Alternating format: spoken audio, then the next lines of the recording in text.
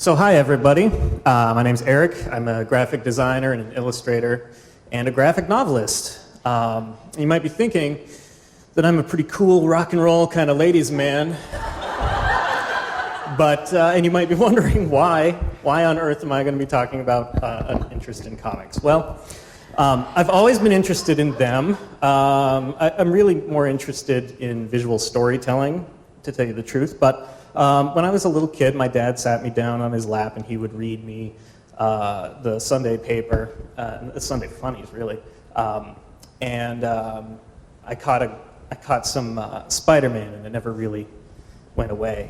Comics, as we understand them today, really owe a lot to the Great Depression, which may be kind of counterintuitive for you all to hear because they're pretty commercial property, but in those days, the advertising field was run by illustration. Graphic design and photography weren't the fields that they are today, and illustration was king. But during the Depression, these illustrators had a lot of trouble finding work, and they started slumming it in any way they could to put food on their tables and feed their families. Jerry Siegel and Joel Shuster were the creators of Superman.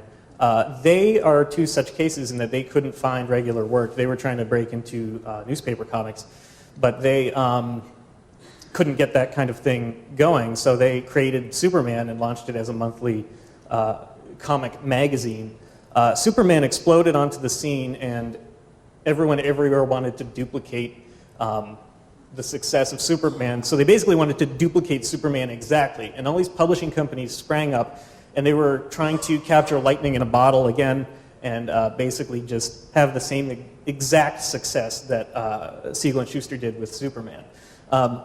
They copied the whole process. They assembled teams of creative people and put them to work basically trying to make $1 bazillion.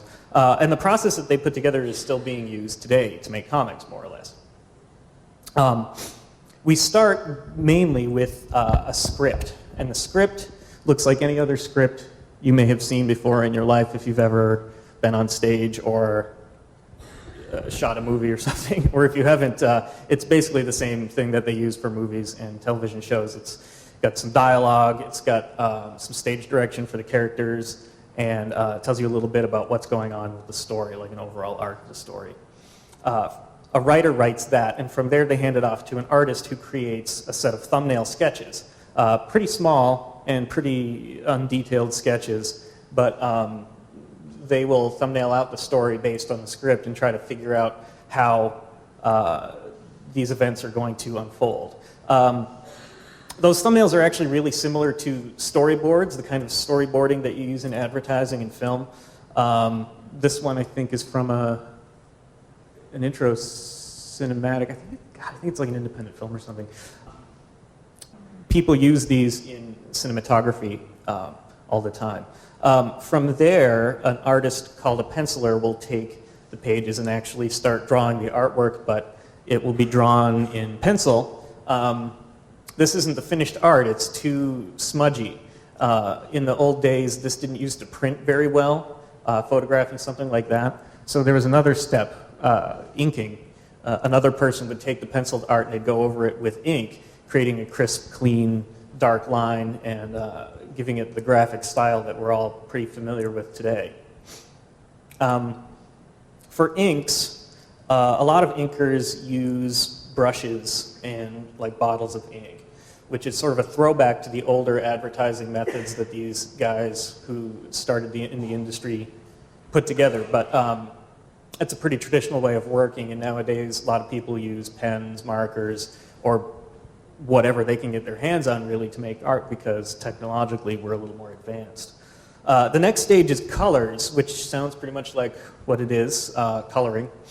So the old method was by hand and was done with watercolors and brushes, but today we scan in images and do it digitally using Adobe Photoshop. Same idea, different tech. And the next stage after that would be letters. In the old days, this was done by a separate person who had training in calligraphy, and they would follow a similar process to the pencil and inking process that I just showed you. where they would kind of just rough in where the text was and then draw over it in ink. Nowadays, though, we use Adobe Illustrator to mock things up. It creates a little more freedom. We can shrink and enlarge and replace things. If we mess up, we can be a little more experimental. Things are typed out, word balloons are drawn in digitally and kind of mocked up digitally. There are just scores and scores of different comic lettering fonts out there.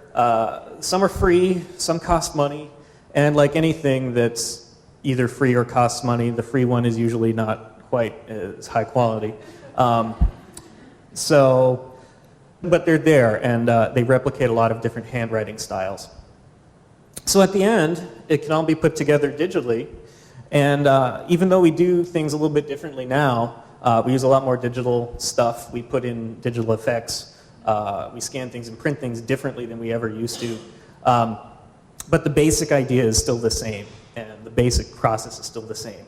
The comic book industry, as it is today, is changing a little bit in that the comic book magazines that we're so familiar with are kind of dying out, and they're being replaced by the graphic novel, which is a thick, like a book-length sort of comic book. There really is no big difference. It's just a difference in length, and it's the natural evolution of the industry. So that was my 6-minute masterclass on how to make comics. Now you can all go out and make comics, and then maybe you'll come back and do a Pecha Kucha presentation about what you did. Thanks.